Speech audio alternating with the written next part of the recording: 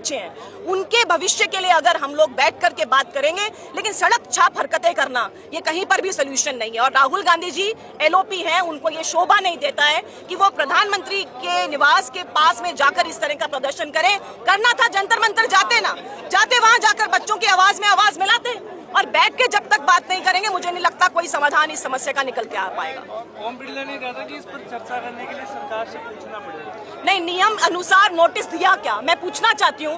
राहुल गांधी जी ने एक पर्ची पर लिख कर दे दिया, और ये पूरे बात मैं दावे के साथ कहती हूँ उन्होंने नियम तरीके से नोटिस दिया ही नहीं इस विषय पर चर्चा करने का।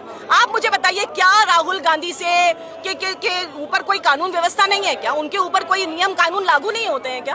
तो जब नियम कानून लागू है तो उस हिसाब से दीजिए। मैं तो ये दावे के साथ कहती हूँ कि ट्रेजरी जो बेंच है उसी के एमपीज ने इसके चर्चा के लिए 193 में नोटिस के माध्यम से चर्चा की बात की, और चर्चा के लिए आज भी तैयार है। छोटी सी बात बताइए, पत्रकारों के साथ भी बुरी तरह से मारपीट हुई दिल्ली पुलिस के द्वारा, ये रवैया। देखिए, अराजकता किसी भी लेवल पे ठीक नहीं है। क्या हुआ क्या नहीं हुआ, हमने तो बहुत सारे वीडियोस वो भी देखे जब बाकी लोगों ने भी पत्रकारों के साथ में दुर्व्यवहार हुआ। दुर्व्यवहार किसी के साथ भी हो गलत है। देखिए, हम अराजकता के बिल्कुल खिलाफ है। अगर कोई बात किसी के साथ गलत हुई है तो सही प्लेटफॉर्म पे बात रखी जानी चाहिए, जिसके लिए निश्चित तौर पे देखिए गलत व्यवहार किसी के साथ भी हो, चाहे वो पुलिसकर्मी हो, चाहे वो छात्र हो, चाहे वो पत्रकार हो, इस देश के नागरिक है और सबको अधिकार है कि अपनी बात को, अपने काम को सही तरीके से करने का।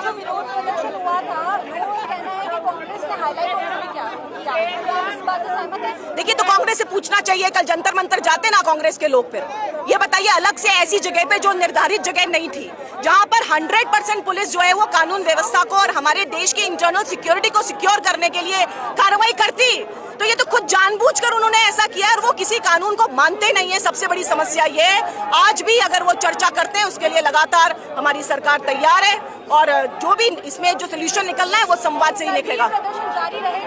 बिल्कुल निश्चित तौर पे रहेगा। देखिए, गलत चीज तो गलत होगी, जब तक हम आवाज नहीं उठाएंगे। इसी तरह से पत्रकारों के साथ में भी दुर्व्यवहार होगा, इसी तरीके से हम सड़क पर आकर के इस तरह की चीजों को प्रमोट नहीं कर सकते। मैम, आपको लगता है स्टूडेंट्स को मजबूर किया गया है कि वो सड़क पे आकर उनको ये कदम उठाना? नहीं, देखिए, नीट के लिए जो कार्रवाई थी, मुझे बताइए, ये वो सरकार तो है नहीं जो कहती है कि अगर कोई कहे पेपर लीक है तो सरकार तो उसको जेल में भर दो। ऐसा तो किसी ने कहा नहीं। हमने अपनी जवाबदेही मानी। एक संवेदनशील सरकार है जो संवाद के माध्यम से समाधान चाहती है, और वो समाधान ये है कि हमने रीनीट कराया। रीनीट में कोई इशू नहीं आया। आप बच्चों के सुनिए स्टेटमेंट्स, उन्होंने कहा कि पारदर्शी तरीके से इस बार नीट की परीक्षा हुई, और अगली बार ये ना हो, ये सुनिश्चित करने के लिए दृढ़ संकल्पित है हमारी सरकार। और मुझे बताइए, हमारी सरकार की तरफ से कोई ऐसा स्टेटमेंट आया हो जिसमें हमने बच्चों को उनकी बात सुनी नहीं हो, जो गलत चीज हुई हो उसको प्रोटेक्ट किया हो, किसी ने नहीं किया। ये सोल्यूशन होना। देखिए, वो संसद का मार्च करना चाहते थे और इसके लिए परमिशन नहीं थी। संसद, देखिए, आप एक ऐसी जगह है जहां पर कि हम लोग परमिशन, जो कानून व्यवस्था है उसका भी तो ध्यान रखना पड़ेगा। जंतर मंतर पे कर रहे थे विरोध प्रदर्शन, किसी ने मना नहीं किया। 21 दिन तक उनका चला प्रदर्शन, शांतिपूर्वक प्रदर्शन था। एक बता दीजिए पुलिस वाले ने, किसी ने भी उनके साथ मिसबिहेव किया।